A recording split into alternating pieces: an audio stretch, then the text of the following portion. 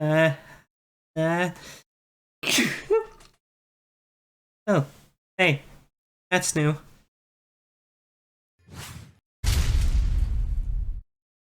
Alright, so maybe a few people liked this challenge. It's time to finish the most time-consuming and impossible-seeming challenge that I've ever thought of, in Miitopia. If you haven't seen the first part, I have no job and can't get any teammates. To start off, there's next door, which is actually super easy. Or so I thought. I mean, yeah, it was pretty easy for the most part. The hardest part about next door, usually, is that you have your job, party, and equipment taken. Guess what? I literally don't have any of those anyways, and I can't lose my food buffs.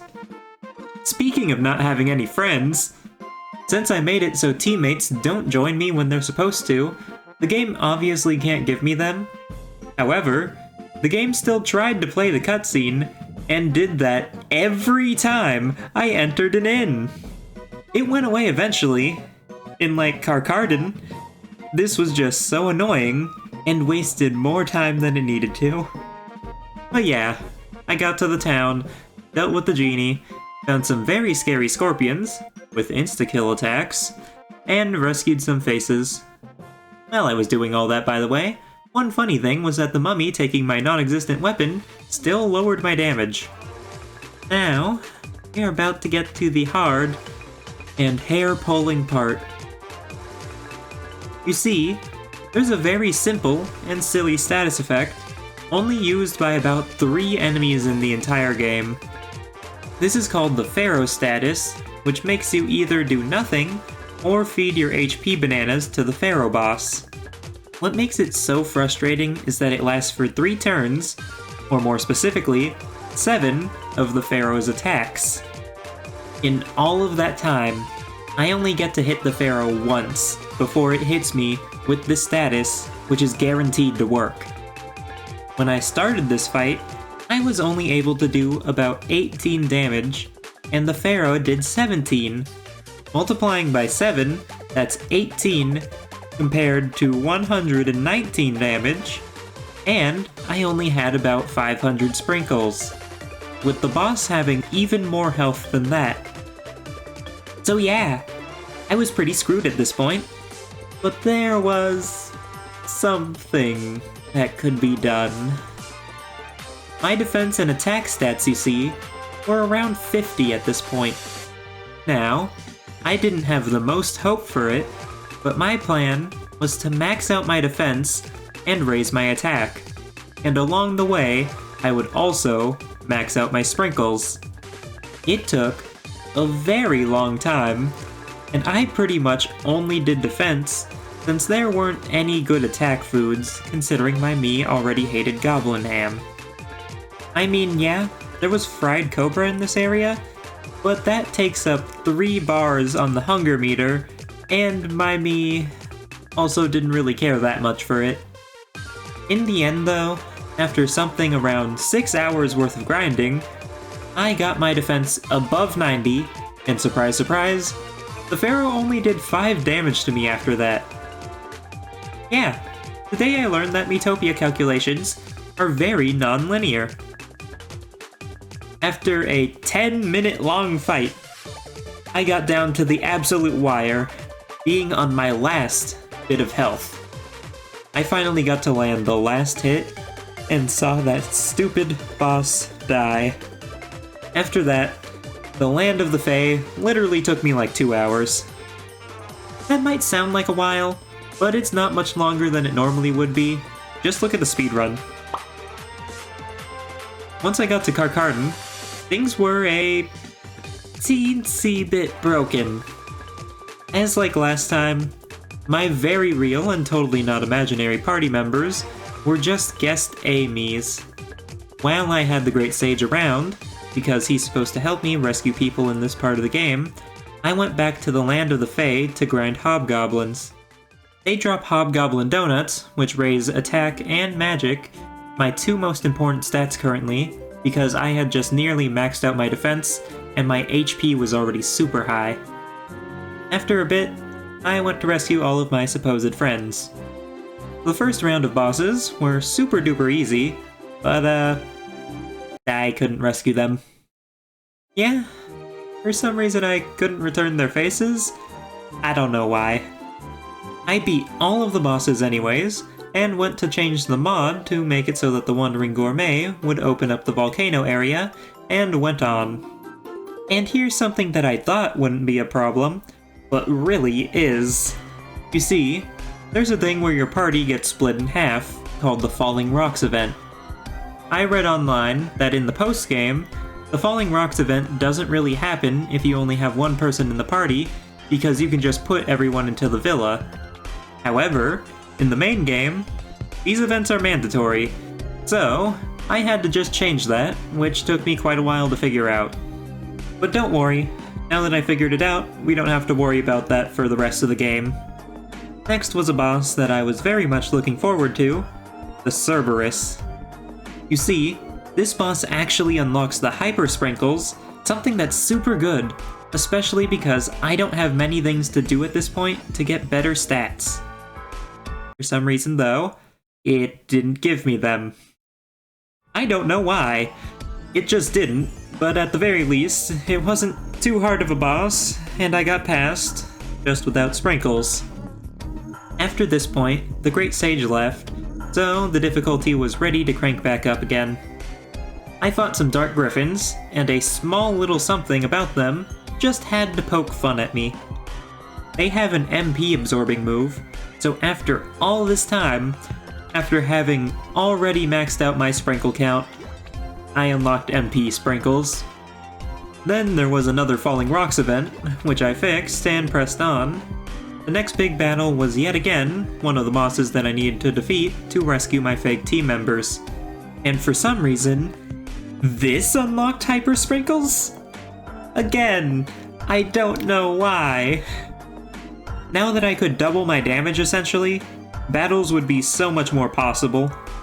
Being quite literally twice as powerful, I just swept through all of the fights in the castle, making my way to the big man himself, the Dark Lord. Now, aside from the fact that he did quite a bit of damage, one thing that was pretty scary was his Nightmare ability. Especially because I just unlocked Hyper Sprinkles, this status would negate that effect and could take my turn while doing damage to me. If I'm lucky though, he ends up just wasting a turn by hitting me again before mine comes around, waking me up. I brought the horse along because of the skill Neigh, but I don't know if it actually works. The game's pretty unclear on what statuses that Neigh actually works on. It only works on emotion-based statuses, which things like Pharaoh, of course, are not, but Hyper and Nightmare seem like they are up for debate. Anyways though, I beat the Dark Lord, marking all the progress that I've made up until this point. But, as you all know, this is only the beginning of the end.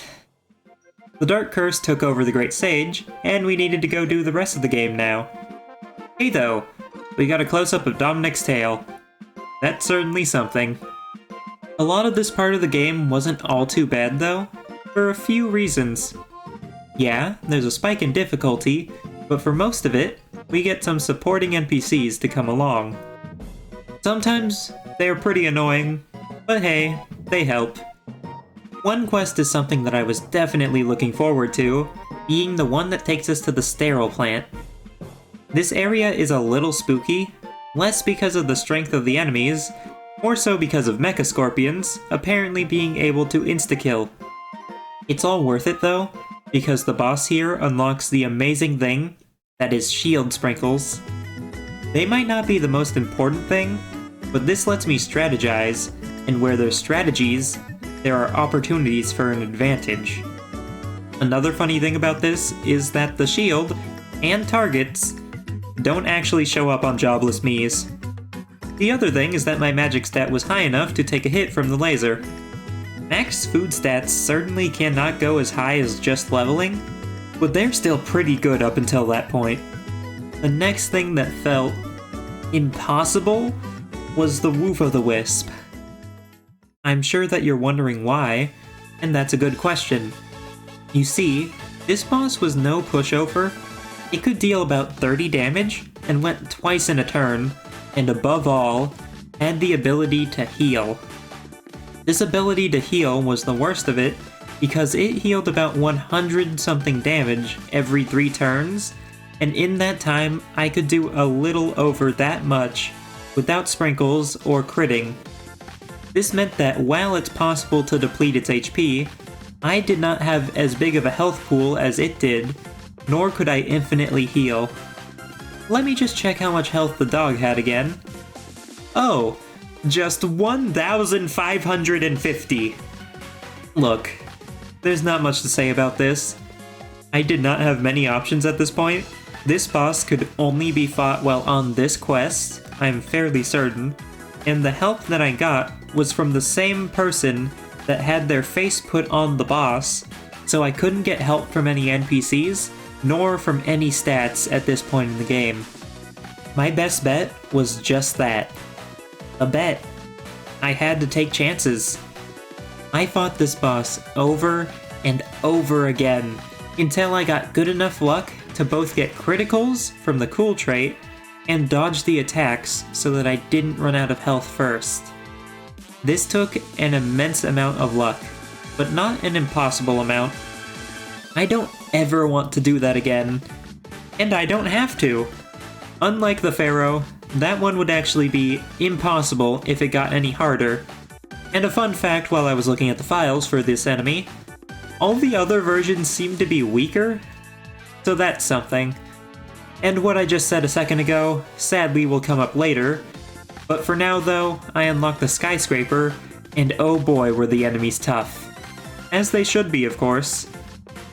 The big thing was that a lot of enemies had stronger magic attacks, so I just raised that stat a bit, since you should know by now that it makes me resist that type of damage. After getting past the normal enemies, I fought the first boss of the tower, the Phantom of Evil. This is a lot tougher than the Dark Lord. Each attack packed a way bigger punch, of course he had more health, and I still had to deal with the Nightmare status. For the first couple of attempts, I had terrible luck with that, and it kept putting me under the status after I used my Hyper Sprinkles, and even worse, after my Shield Sprinkles. This meant that it would attack, break my shield, and not make me wake up, causing me to take nightmare damage and still lose my turn, while also losing my shield. Luckily, I've been storing up a ton of game tickets, and got a ton of cake, which gave magic, and helped top off my other stats, that were just a few points away from max. This still wasn't good enough, of course, and I needed to go for crazy good RNG yet again.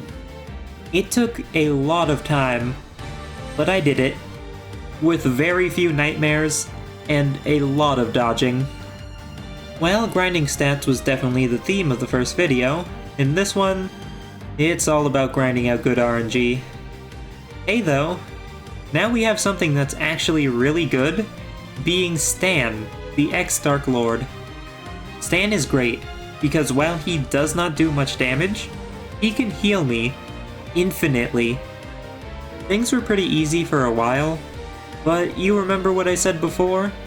About the Pharaoh not being impossible if it was stronger? Well, that doesn't mean that it isn't ridiculously hard still. While I do have Hyper and Shield Sprinkles now, neither of those stop the Pharaoh effect, and the effect of course negates Hyper. This means that I only got 5 double damage attacks, and had to outlast the boss with my normal damage for the rest of the battle. Stan made this a lot easier though, because while he couldn't heal me every turn, I could strategically plan out my heals. Stan can only give me an HP banana every other turn, and would only do it if I was at about half health, so I had to heal myself to full every other turn that Stan would not heal me on, and make sure I was at about half health on the other turns without dying. It took me a while, but I was able to beat the second Pharaoh without a doubt. After this, the normal enemies started to present me with plenty of problems too. I was able to get past them for now, but anyways, there were bigger fish to fry. The next boss was super hard, not because it had insane stats or skills, but because it came in 3. The Fab Fairy Frog and Tadpoles was super hard, and you know what's crazy? The frog has 1200 health, and the tadpoles have 800 each. That's huge. I couldn't take them the first time that I tried, as they all did a lot of damage when they came at me at once. You see, the first time that I tried though, I went after a tadpole first. That was my mistake. If I did something a little strange and went after the frog, then I could lower their overall damage output by about half. I just had to deal 50% more damage compared to what I would need to do for the tadpoles. Because I had Stan around, I could get by with just a few remaining sprinkles, since they did so much less damage, and he could give me steady amounts of healing. With all of that, the boss fight was eventually done. I'm going to be honest, without Stan, a whole lot of this part of the game would be in no way possible. Kinda like how I wouldn't have gotten this far without all the support from all of you. Yeah, that was a lame segue, but really, thanks for blowing up the last video. I really would not have attempted to go on further with this challenge if it wasn't for all of you showing that you really wanted to see it. And of course, while this challenge is nearing its end, I just want you to all know that I am going to of course keep playing Miitopia, but I also play lots of other stuff too. If you want to see my future videos, or check out my older, insane challenges, why not subscribe? But yeah, the last stage of the skyscraper was actually super hard, and there wasn't even a boss here. The reason for this was the fact that there were a whole bunch of orochis. The orochis were very tough, taking a few hyper-sprinkled hits to kill, and they had a magic attack that could do about 40 damage to me, which is a lot. You know what's worse than just one orochi though? 3. At once. After the first one. It wasn't just the orochis, but some other enemies that were in the stage as well, which really ate away both at my HP and hyper sprinkles. In short though, I just needed to conserve hyper sprinkles, make the best use of Stan that I could, and be on top of my sprinkles so that I wouldn't die. After I got through all of that, I finally had to say goodbye to Stan, my savior for this entire area. Luckily for me though, that wouldn't be the worst thing in the world. The next boss, after all, is the final one. The enemies up in Otherworld actually weren't all too bad. Funny enough. I mean, sure, I had some problems, but I never really faced too many problems up here. The biggest issue was actually pretty annoying though, where an alien turned me old, so I did just such minuscule amounts of damage. This effect doesn't go away, just to let you know. It lasts the whole battle. After spending like 5 minutes dealing with that, it was time to get excited. It was time to face the Darker Lord, Sophie. Now, if you've played Miitopia, you know something about this fight, being that you need to have 10 people to start it and finish it too. However, thanks to a good friend of mine, Gobazco, we were able to fix this issue with the mod, and not just that, but gave the true experience. I had to fight all 3 parts of the Darkest Lord by myself in a row. This was going to be the hardest fight ever. So, to start off, we have the left hand, a physical attacker that deals pretty average damage. Not so bad. It was actually super easy to beat this boss, but it did take some HP sprinkles, and to beat it in a decent amount of time, I needed hyper sprinkles. Next was a bit harder, the right hand. This hand was a magic attacker, meaning that it targeted my weaker stat, and it had a few tricks up its sleeve, making it an issue. Its targeting attack was of course very strong, but it also didn't always use it after I was targeted, meaning that if I put a shield up, it could just break it with another attack first. Basically, I just needed to get pretty lucky with this boss's attack patterns, especially because I can't even dodge its attacks. Since this fight was so much tougher, Hyper Sprinkles were almost required, leaving me with 3 left for the final boss. As you may have guessed, things did not go perfectly the first time around. This boss could put me into a nightmare, deal pretty hefty damage, and had insane skills once it went down to half health. At this point, I had very few options, so I tried to do something that I thought would make things way easier. You see, for a bit of the game, after you beat the Dark Lord and before you unlock the skyscraper, there's quests that you can accept in the Traveler's Hub. On quests, you will often get NPCs to tag along to help, but at this point of the game, all the NPCs are quests that you need to finish to unlock the skyscraper, except for the youngest Fab Fairy. She's about as strong as I am, able to even do a bit of magic, so I thought that this could be the answer to all of my problems. But I couldn't do this. Since I already unlocked the skyscraper, and the Traveler's Hub had reset, given that a day had passed already. However, because of all the times that I have been worried about crashes and softlocks within the mod, I have made several save backups. So I tried it.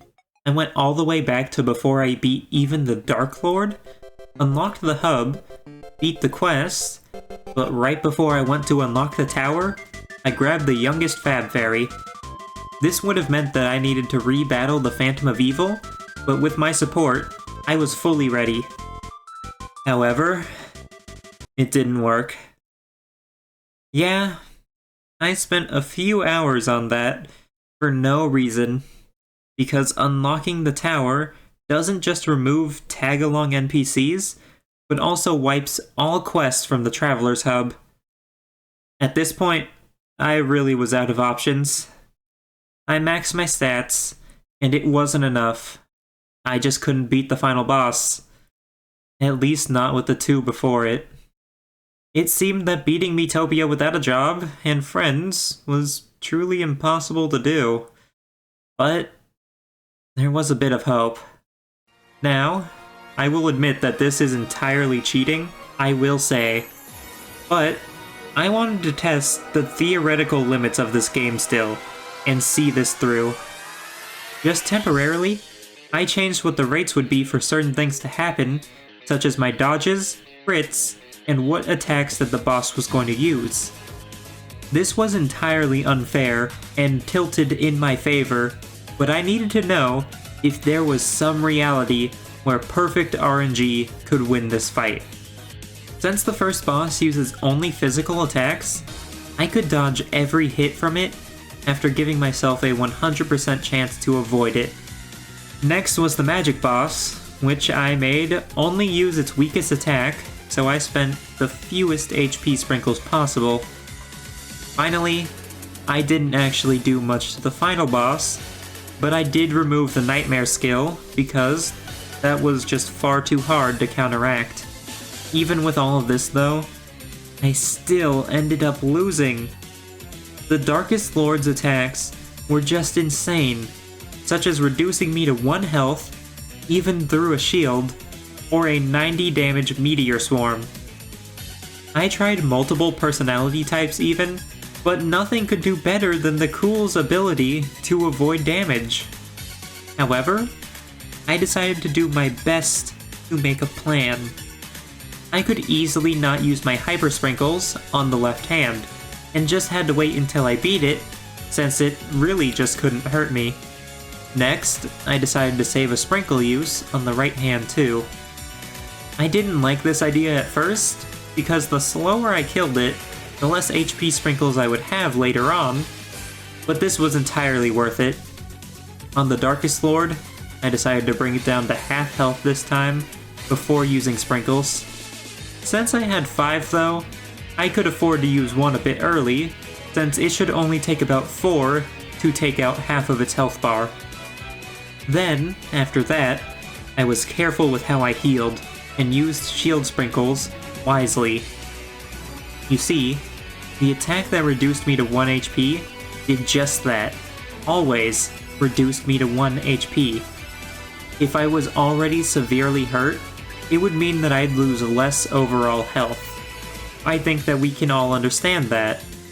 Using the shield, I would let myself be lowered to 1 HP and have a buffer for the next attack, and I would heal myself after being brought down to 1 HP. The Darkest Lord's attack pattern was very linear and rigid at this point, as it would reduce me to 1 HP, use a few normal attacks, then use another skill, and a third later on. I could heal in increments that let me get low enough to avoid a lot of the damage from that cheap 1 HP skill, so I would last a lot longer in the battle. Since I had so many Hyper Sprinkles left, I was able to take out the last of the boss's HP, meaning I just needed to make a final sprint towards the very end. I hammered away at the boss, dealing as much damage as I could. I was pretty low on HP sprinkles, not having many left at all, but I did it. This wasn't very fair for the boss at all, but I barely did it. The emulator must have been a little upset at the cheating too, since it didn't even want to render my face correctly. Still though, after days, months really, Miitopia Jobless was technically beaten and done with.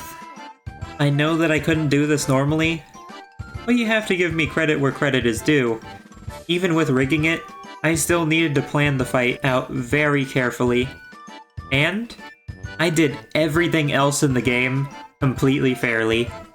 So in theory, this might be possible, but in practice, it's just not feasible.